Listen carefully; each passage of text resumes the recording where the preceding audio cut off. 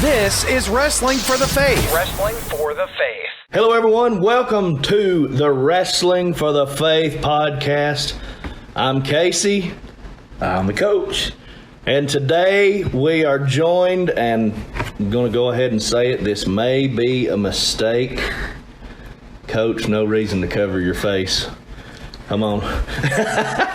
We are joined by our wonderful wives. First, my wife, Jonna, and then the coach's wife, Dina. And so they heard us talking last week about the kickball game, and somehow, some way, you know, the coach decided that he wanted to bring their names up. I was just going to leave it with what Connor said, but the coach wanted to bring their names up. Yeah. So now they they're all defensive, and they wanted to come on and they wanted to give their side of the story of the infamous Remnant Retreat kickball game. So, ladies, say hi. Hello.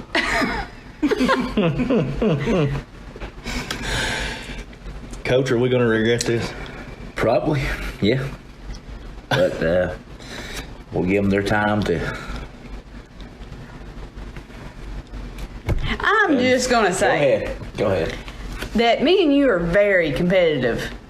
Yes. And I just realized after I was listening to the podcast, we're never on the same team. We're not. No. This is true. If we play baseball, we're against each other.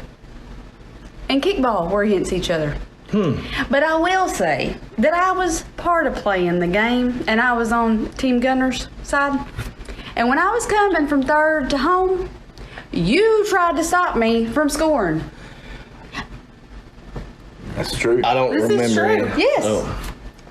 You tried to say she didn't touch the base. Yeah. Third base, you tried to say she didn't touch it. I remember. I didn't see third base. I couldn't see So way out you there. couldn't, or are you arguing? Somebody else said that she didn't touch third base. So you just decided you was going to take their side? It was somebody on my team, so yes, honey. Even though Now- we are married, if we're in But- competition no. against each other at that very moment, then yes, I'm taking my teammate. But we always side. tell the kids, if somebody else jumps off the bridge, you gonna jump off it too? Well, Honey, I was trying to win. I Anyways, wasn't worried anyways. about jumping off a bridge. Anyways, Yeah. I made that point. And you tried to stop me. But I think we ended up giving it to you anyway, right? Oh yeah, because I made the point. So I scored. just like I said last week, and just like I told my team, we went ahead and gave you your point, That even we though earned. Come on. even though you did not touch third base. So there's another one that we can bring up, Coach. So that should have put us ahead at the end 16-12 instead of 15-12.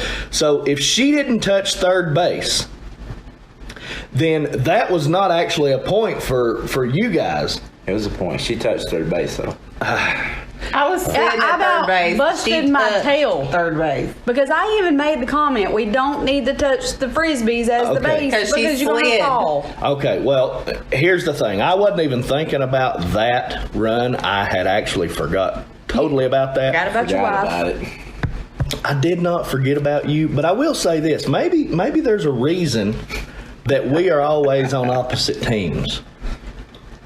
You know, I mean, it's kind of like the reason that I let you drive everywhere. You know, I'm putting my faith to work. I'm growing my faith by riding with you, a maniac driving down the road at 150 miles an hour. I get you to point A and point B. So in the games, we're always against each other because we know we're going to get mad at each other. Oh yeah.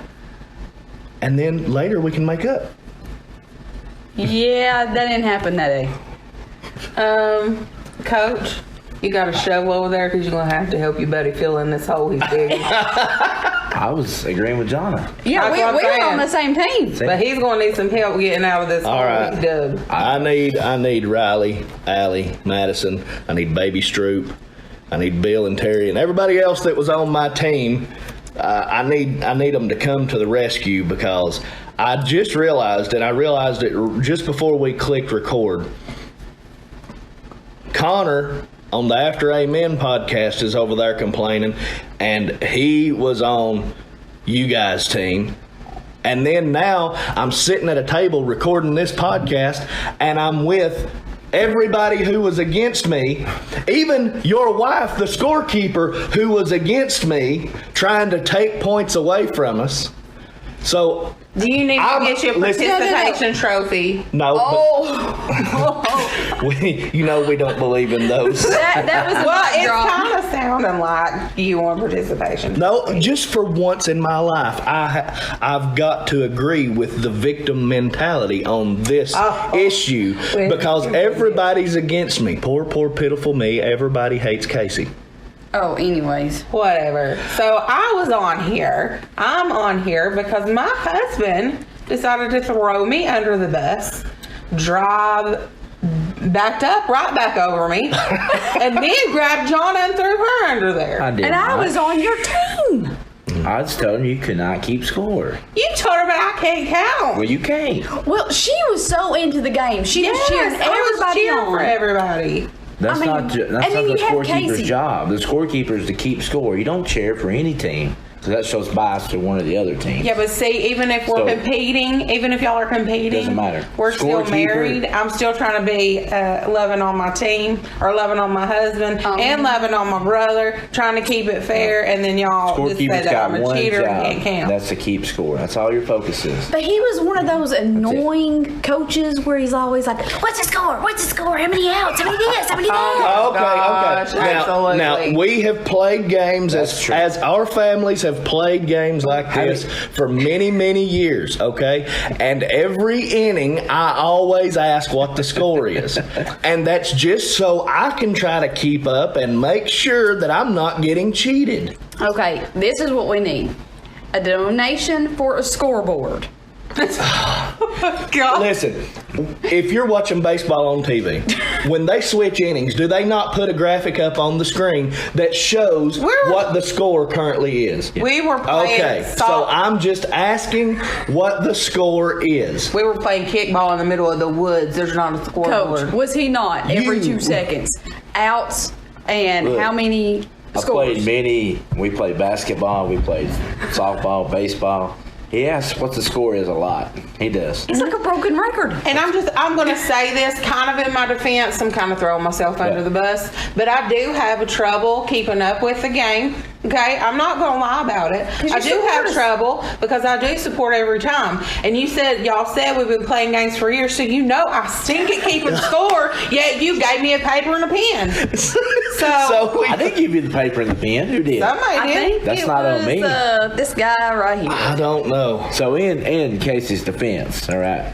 So he knows she can't count. So he has to ask what the score is every 10 seconds. I Well, guess. let's just put it this way: there will be somebody else taking score next year, and Denna's going to be playing. That's right. So So just let the record show the coach should not give her a paper and pen and tell her to keep the score. And I'm going to go ahead and call Denna for my team because she's got years of frustration that she's going to be No, she's that on she's my going to team. have build up, and that leg is going to be like, pooh.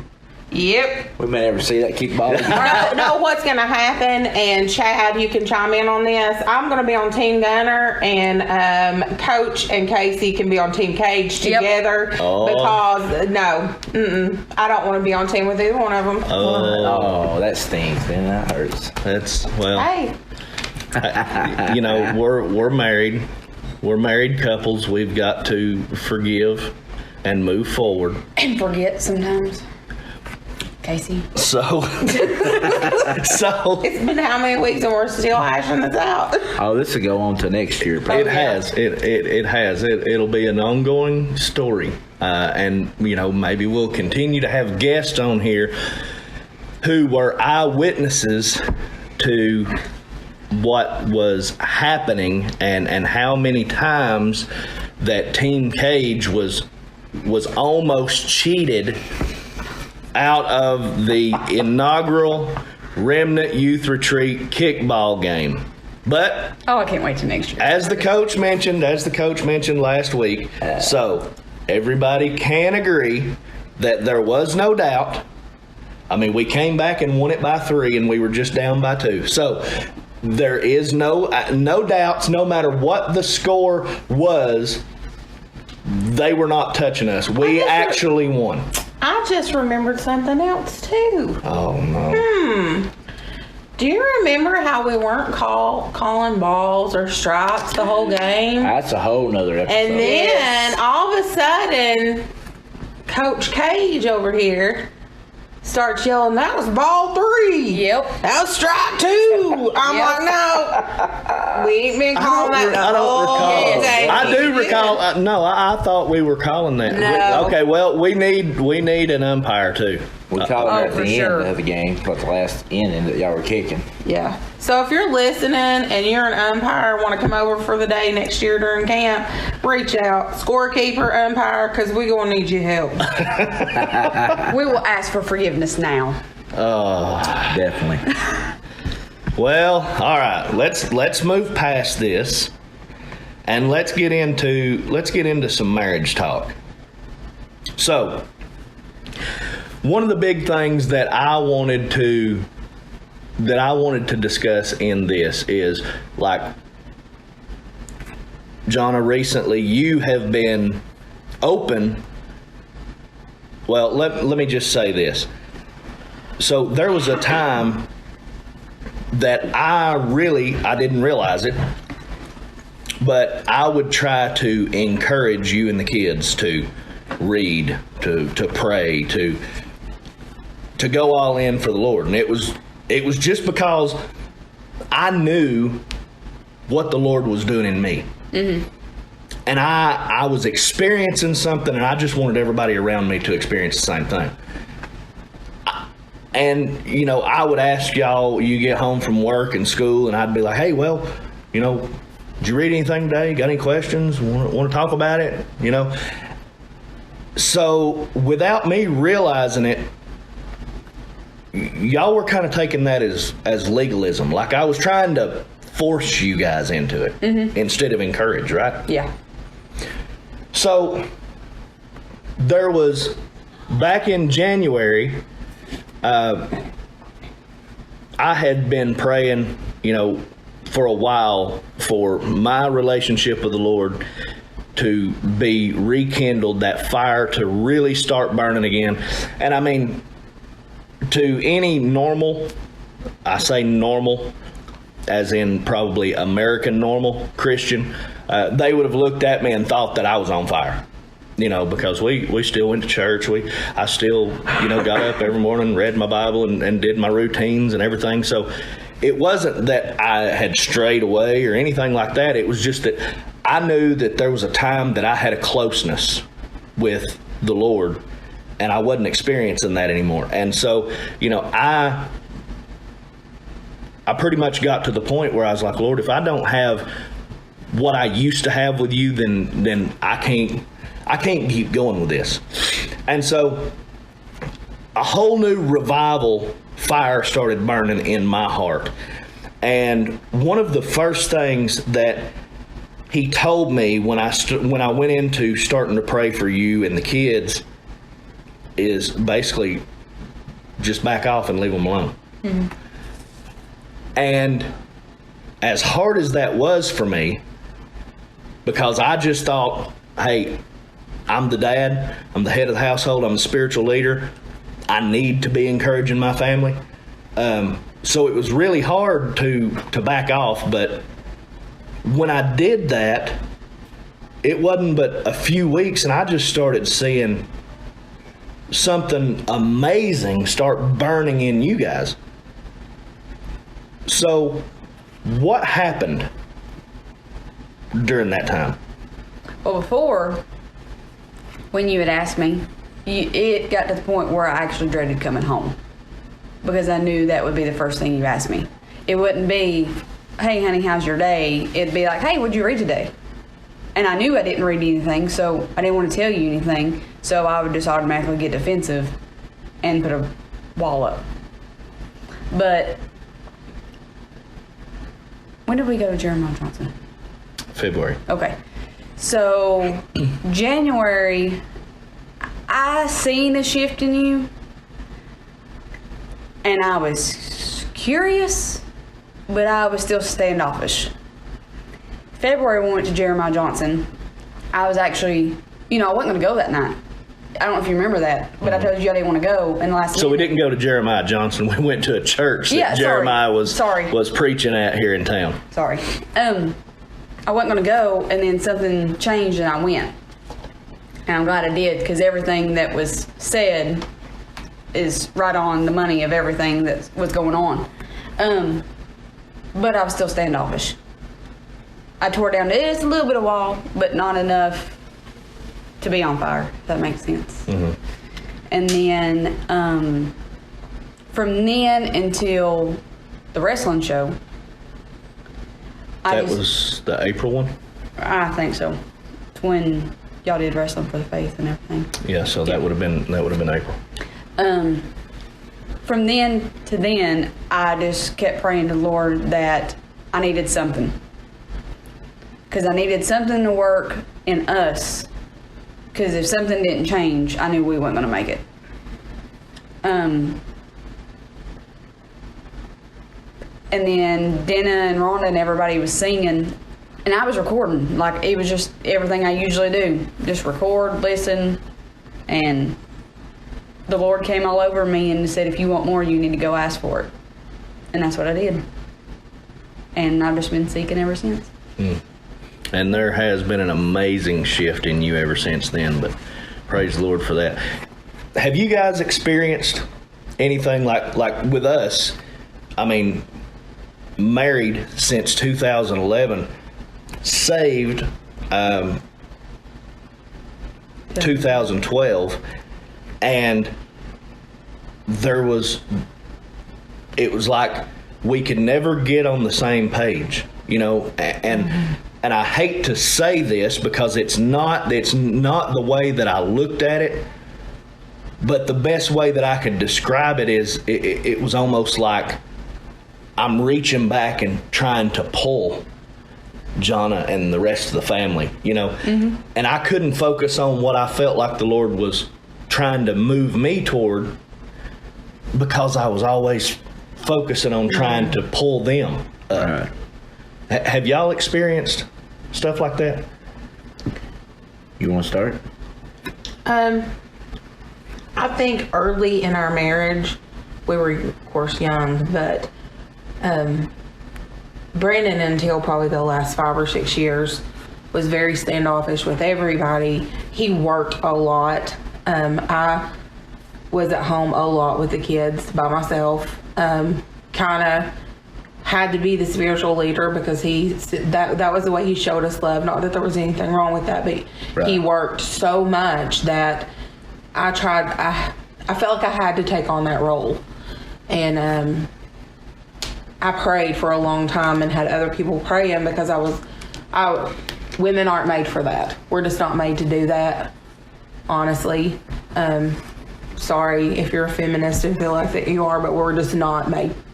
We're not made to do that. We're made to be women. And so I feel like we had a lot of trouble, a lot of balancing issues big time then. But then when Brandon got sick that year in February, Yeah.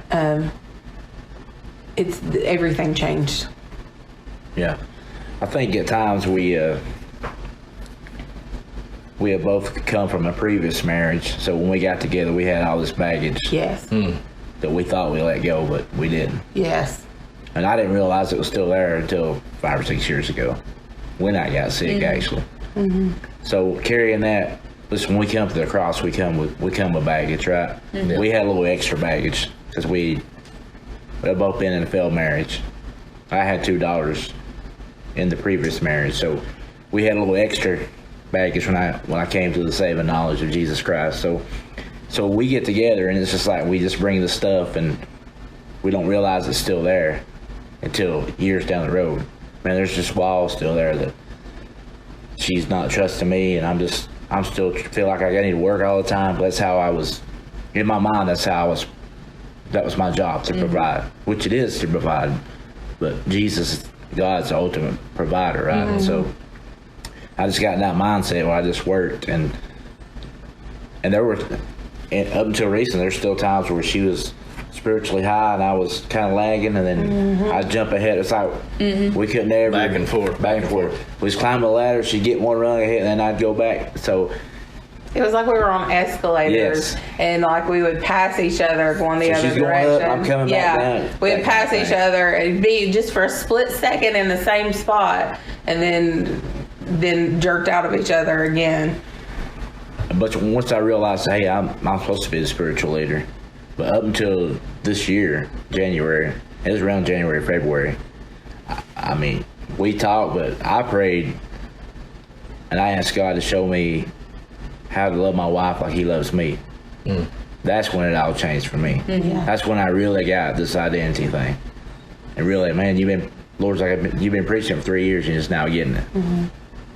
It's just been the last year for me. I mean, we're both 44 now, and So it's been almost, yeah, we're here. the last year September, we've well, really, September, so. both of us, I think, have really realized our identity and realized it doesn't lie in our past or in the trash that we carried Or in into each our other. marriage, or even Yeah. or even in each other, or in our kids. Yeah. I mean, that was one of my issues. I was always mom, and our kids are older there now, so it kind of makes it a little easier because they don't depend on you as much.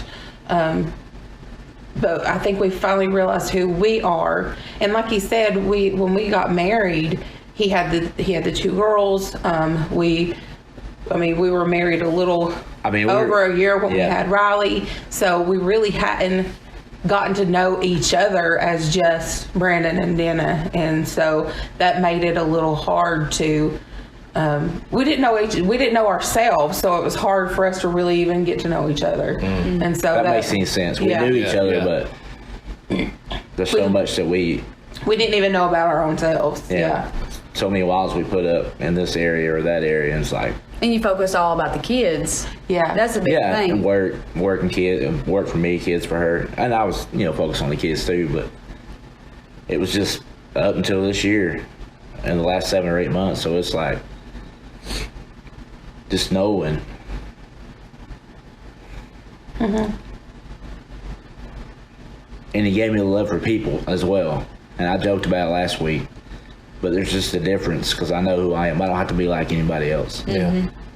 I'm the husband that she deserves. Well, and not only did I have, your parents were still married, not that they went without issues, but I came from a broken home where Right. my dad was an alcoholic. There was abuse there, and not physical abuse, but mental abuse, and just watching the things that went on in a home that where there was an alcoholic father. And thank God he's saved now, and maybe that's another podcast that we get me and him on and talk about that. We've talked about sharing that.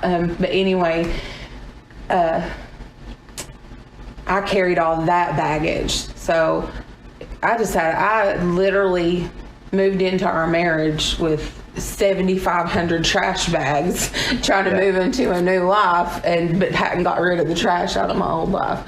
And honestly, probably the last probably about 5 years, I finally have gotten rid of that trash. So So a couple of those things that I want to touch on that was brought up. One, Jonna, you just mentioned about people focusing so much on kids.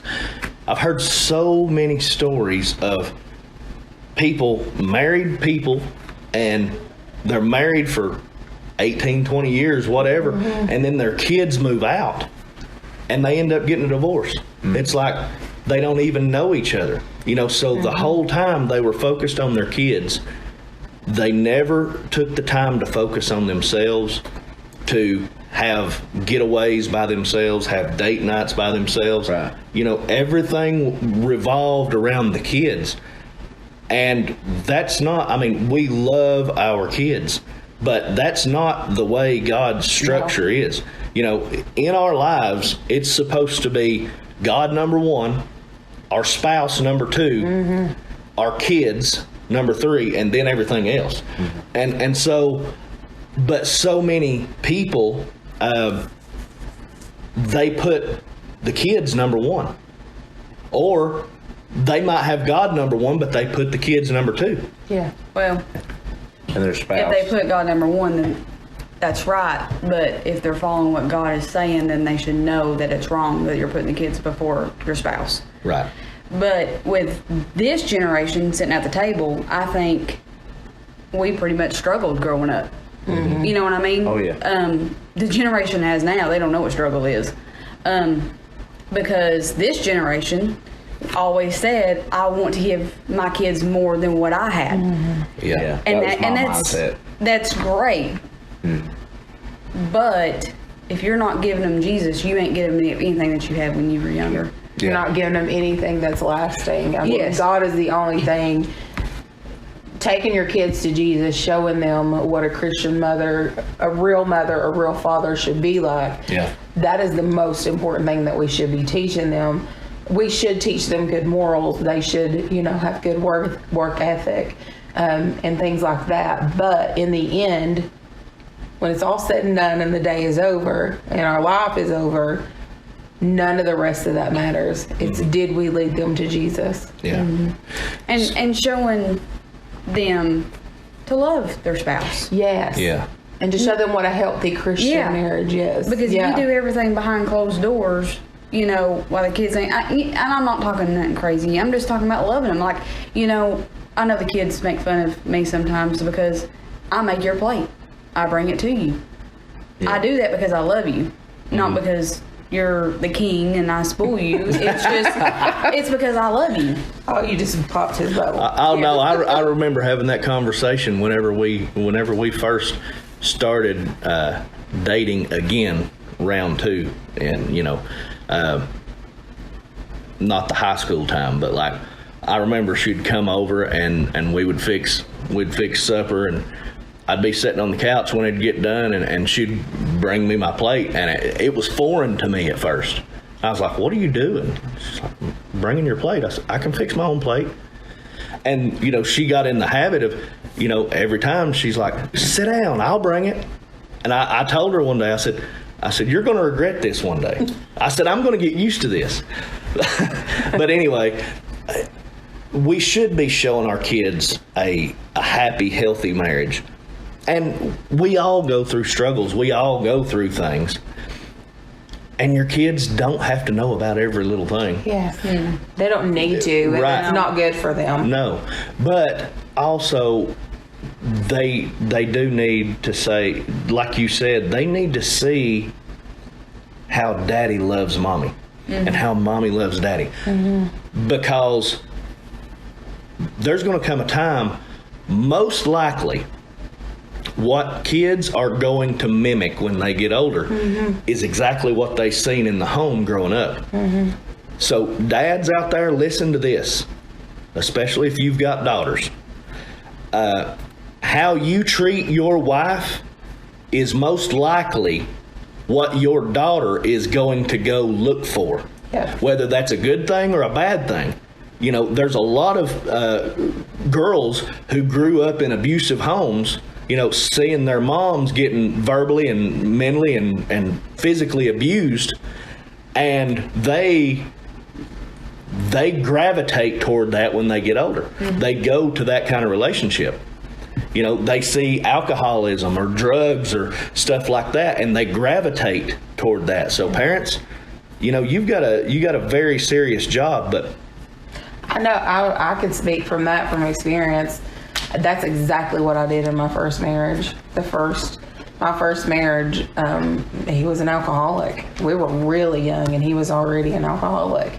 And our marriage only lasted 3 months because I realized the patterns. I already saw the patterns, the things that I swore I would never allow in my life again. I had invited into my life and didn't even realize it.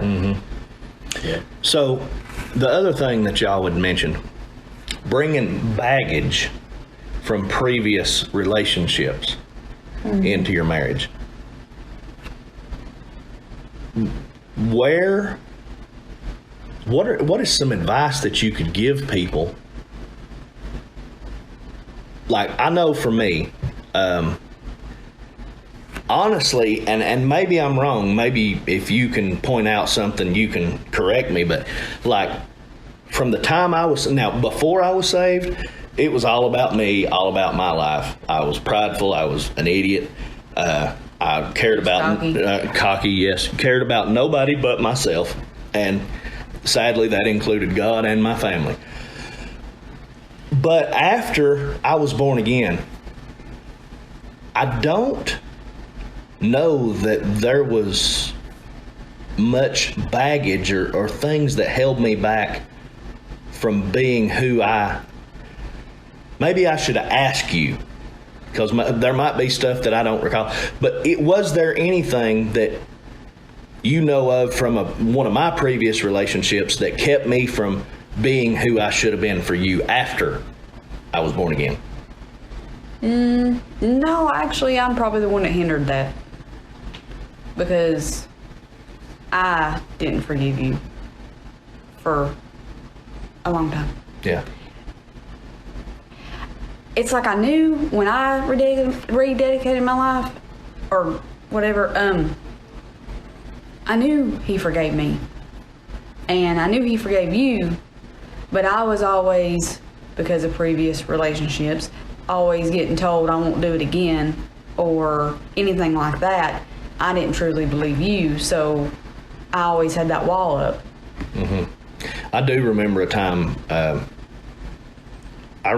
think it was 2 or 3 years after we were both born again, that, we had kind of got into a little dust up, and it was over something to do with the past.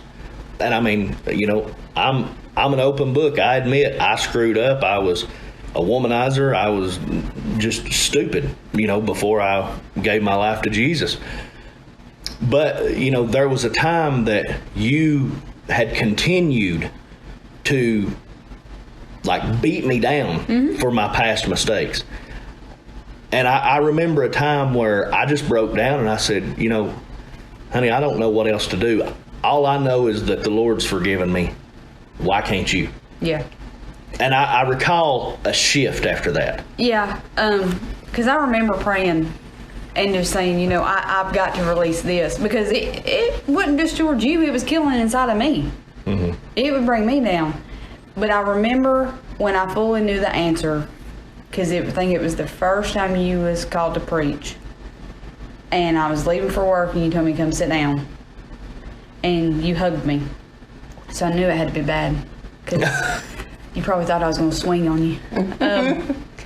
And you told me some stuff, and I said, it's okay.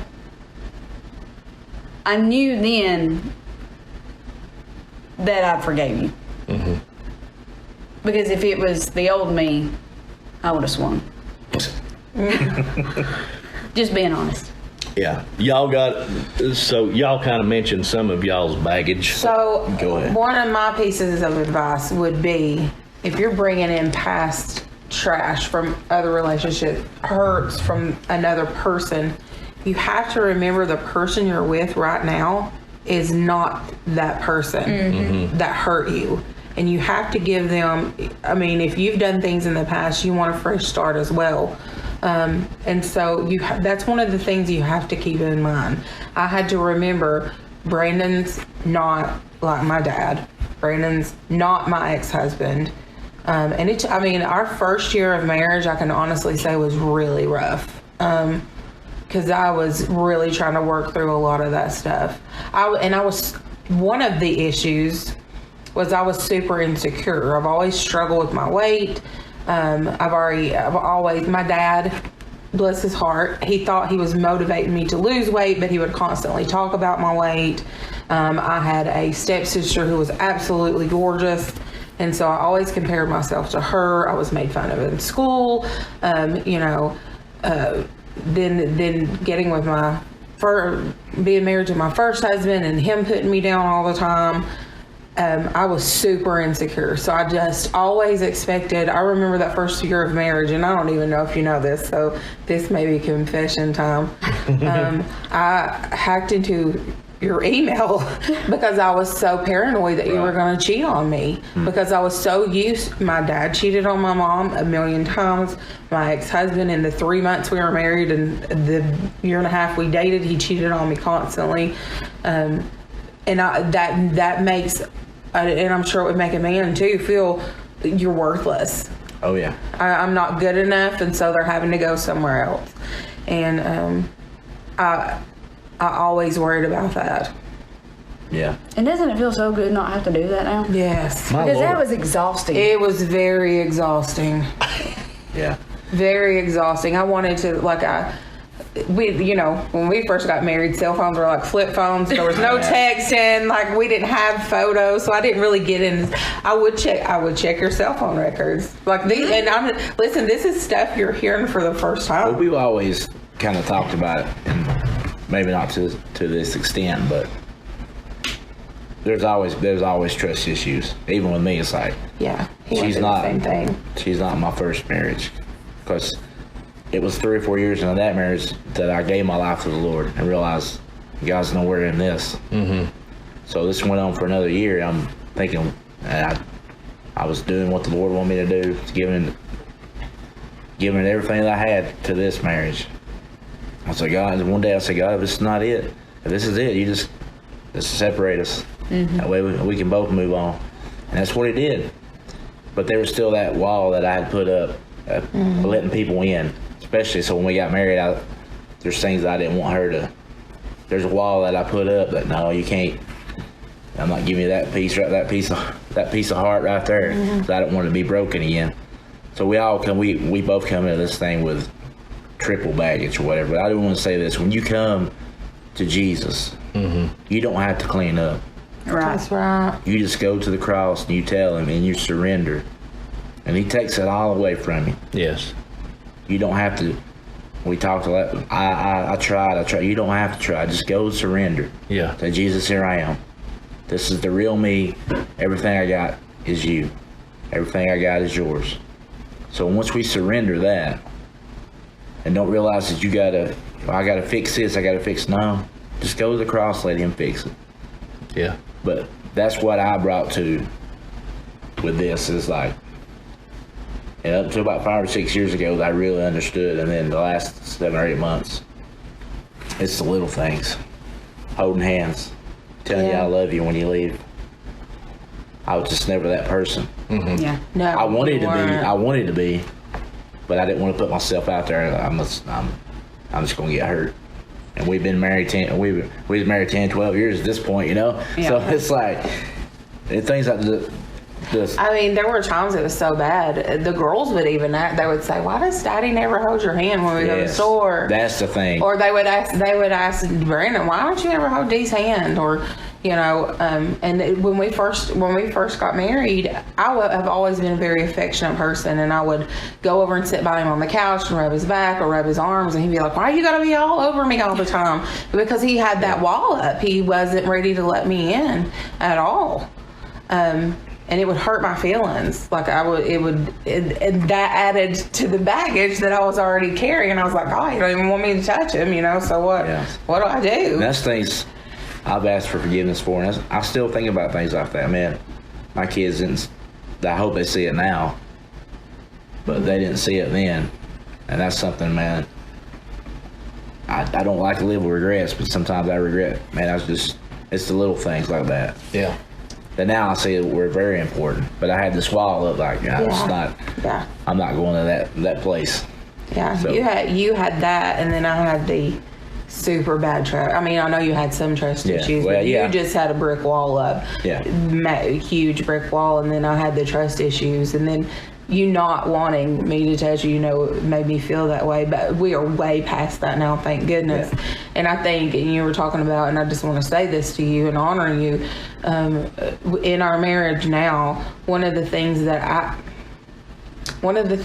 absolutely love is that I have realized that you are my very best friend in the world. Right. And I wasn't raised like that. I was raised, not that my mom did anything wrong, but her best friend was not my dad. It wasn't my stepdad. Her best friend was her mom and her brothers.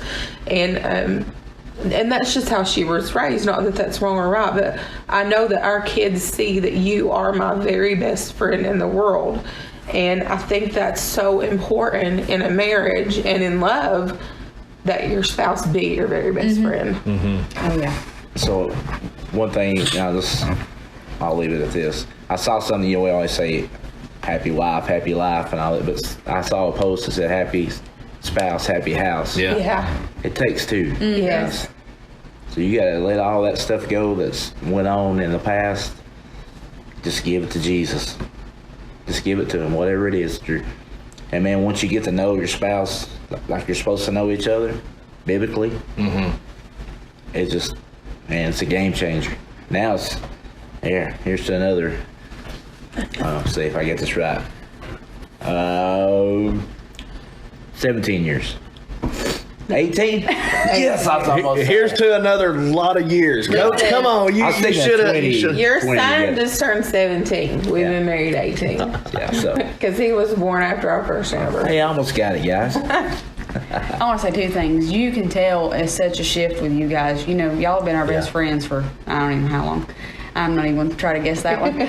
But just, Brandon, how you've just humbly opened up Yeah. to everybody. Yeah. You know, I knew you when you didn't talk to nobody. Even when you did like us, you didn't talk to us. And I did like him. I said it, saying it for 5 years. Yeah, we got the thumbs up. That's another podcast for you guys. That's another story. But I want to go back to taking your baggage to the cross. You know, I said it at youth retreat, and I just felt led to tell it again.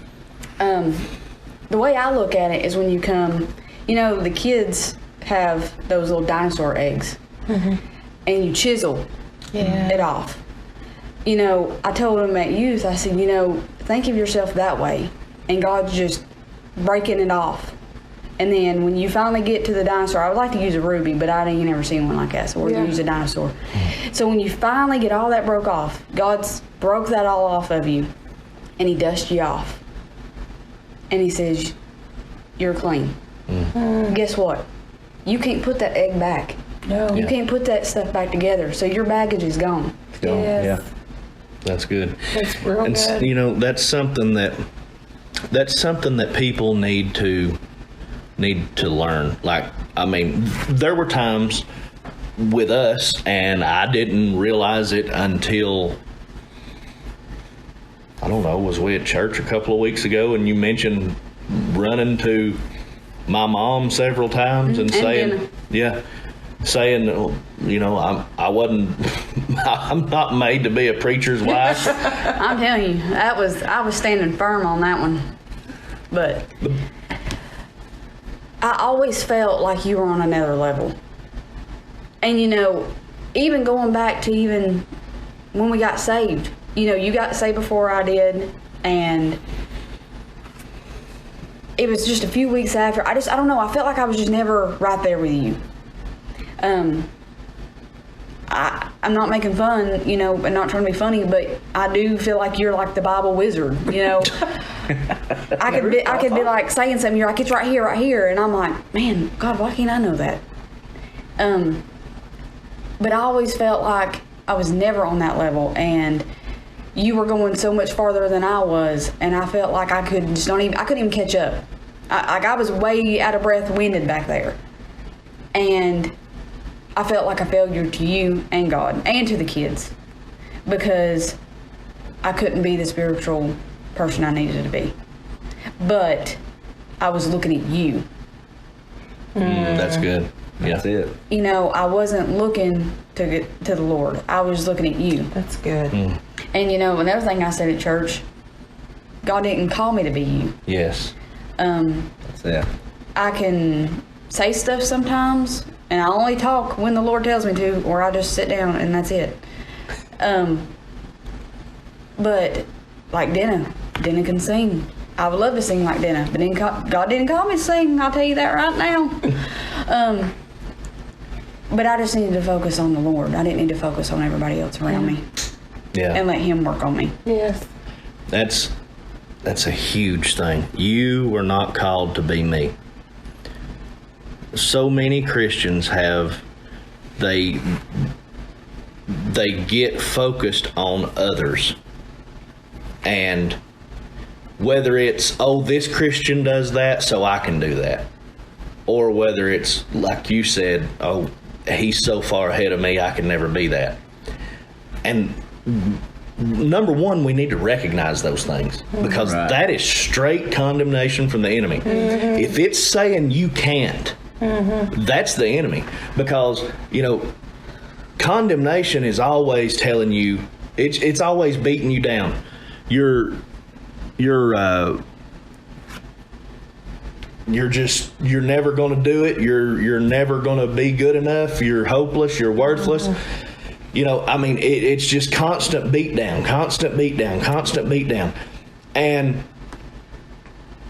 as Christians, we need to recognize those things and not be intimidated by what we see. But the big thing is, you were not created to be me. Everybody has their purpose. And, now, the last couple of months, you have proven to be, and I ain't talking about you standing before the church and opening the Bible and preaching a 3-point, 5-point, 12-point, whatever they call them, sermon. I'm talking about when the Holy Ghost moves on you, you stand up and just speak what's on your mind, and then you hand the mic back over and sit down. That's dynamic. Yeah. Powerful.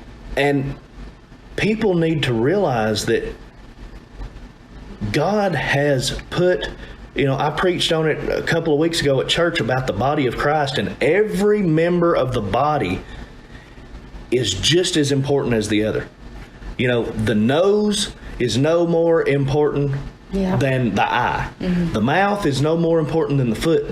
We all work together, and we all have special gifts that the Lord has put in us to help do the work of the kingdom. And so it's a major distraction of the enemy to say, well, look, you're not like this person, or even you're not like your husband. You can't memorize all of this Bible stuff.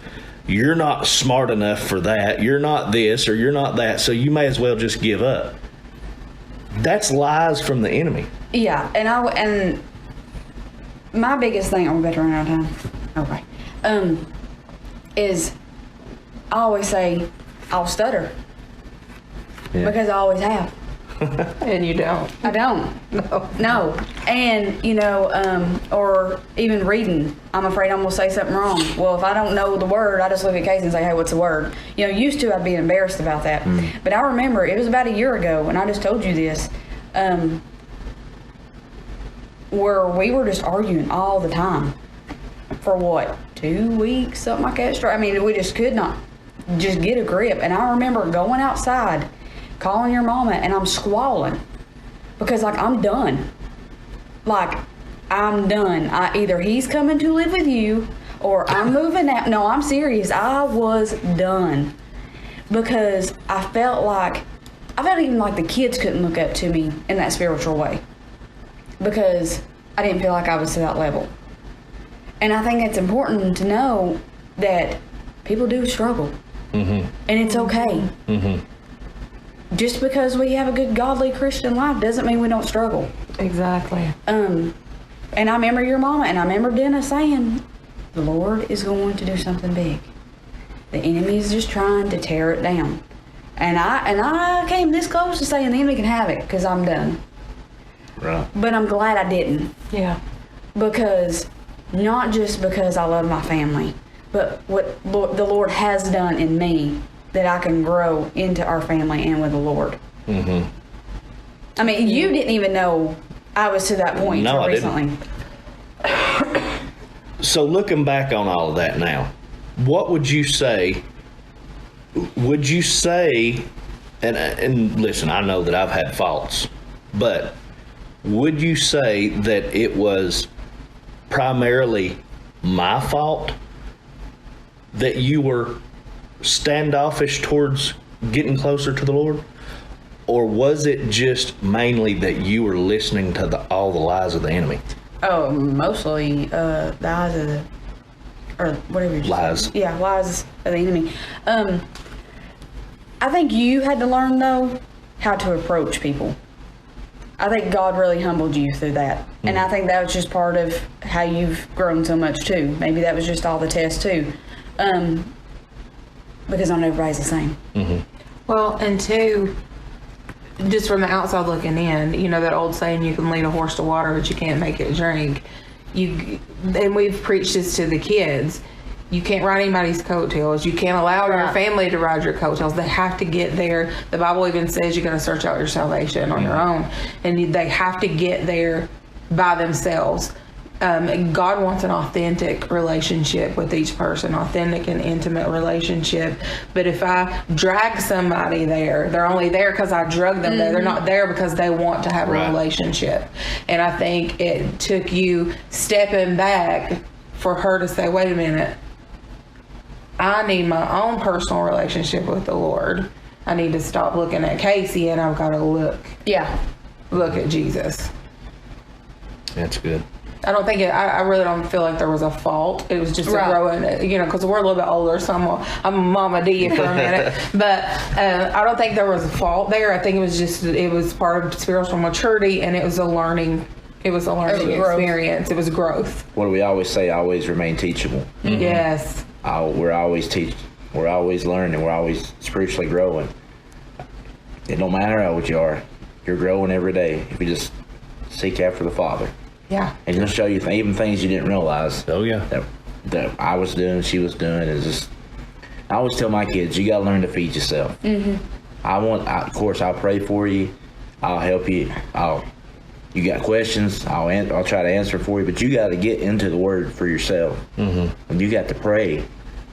When I'm not around, you got to get into that place where you can just go to the Father and talk to Him like you would me. Mm-hmm. So I always tell my kids, you got to learn how to feed yourself. You got to learn to pull yourself at the table, even when you don't feel like it, even when you're too tired. I have to do it. I have to do it daily. When Casey went to man camp, this is one of the things he asked me. What did I learn anything while he was gone? And so that was March, right? Or was that April? That was at the end of April, yeah. Okay. I started really seeking a lot more then. But my biggest thing was, Lord showed me, you need to be not spiritual leader, but I need to be right there with him. Because if something was to happen to Casey, where would you be? Where would your walk be without Casey? And that really hit me because, we couldn't talk all week long. Yeah. I couldn't say nothing. And I was like, I need to be there. Because if he's not here, God forbid anything happened to him, where would my kids go? What would I be teaching them? Would I just fall back to, we can go to church on Sundays and Wednesdays and check it off our list? Or can I show them what needs to be happening every day? Yes. That's all about learning how, I just put it simple, like feeding yourself. You're seeking after the Father. Just seek after Him, and I tell you, everything else just goes. It just falls in line. It has. It's been an amazing ride. I'm telling you, the Lord, He really did something at the very beginning of this year. Yes. And I really felt like 2022 was going to be a dynamic year for the kingdom of God and for our families, and it is. And I'm so happy with where we're at and where we're going. And there's some of you out there who are listening to this and you're like, well, we're not quite there. Well, you just keep leaning in. Yes. Number one, I want you to get out of your mind, you were not created to be your spouse. Yeah. We all have different gifts that God has given us to use for the kingdom. You were not created to be your spouse, and you may just be like, if you're not created to be your spouse, but you should be lining up. But you don't need to be trying to work so hard and condemning yourself when you feel like you can't get to that place. You need to rest in the finished work of Christ and say, Lord, I'm yours. Just take me, mold me, however long it takes. I'm not in a race. I'm not trying to be like somebody else. And and I'm not going to listen to the lies of the enemy when he tries to condemn me for not being on, like you said, the same spiritual level or the same this or that. I'm going to rest and know that you are doing a work, and it's a perfect work, and you're going to do it right. Yeah. Anybody else got anything on that?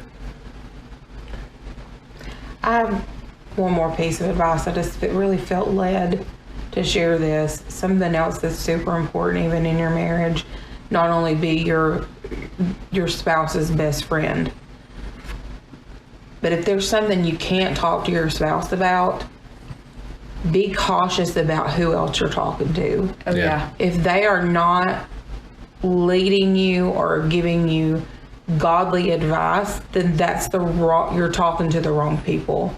And it hit me when Jonna was talking about, she talked to me and Rhonda, and we were saying, just pray about it. God's going to do something good.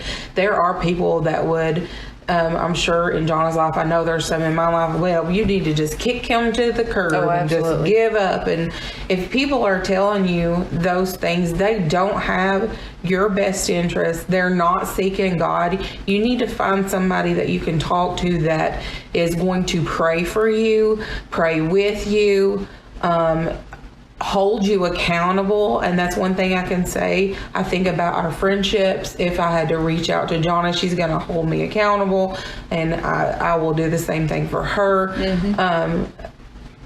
I just really felt led to share that. If it's something that you can't agree with your spouse on, and you do need to talk, because we all need friends. We do need friends, and there are things sometimes that you don't want to talk to your spouse about. You should be completely open, but especially if you're to the point where Jonna said she was ready to just throw in the towel. You've got to find somebody that will pray for you and give you godly advice. I took the 40-year route there of saying that, but yeah, if they don't tell you go to Jesus and don't pray, if that's the first two things, you better walk off. Yeah, because they're speaking to you through the enemy, or the enemy's speaking to you through them. Yeah. And be done, get a divorce, move on to the next one, move on with your life. Or you don't need a man. Yeah, here's the thing. That's never God's plan. He didn't put you together just so he could separate you. Right. So that's something that we need to understand and fight for our marriages. We need to fight in the spirit. Mm-hmm. We need to know who we are in Christ. Yes. And we need to be focused on Him and not focused on the rest of the world, not focused on getting bad advice from people, but we just do what He's called us to do. Let Him work everything out. Take everything to Him. And one thing that I have been guilty of, that I come back from man camp and said that we are going to start doing, that the Lord really convicted me of, is praying more with you. And we got on a habit of doing that, and then we slumped. But just so you know, we're about to get back in that habit.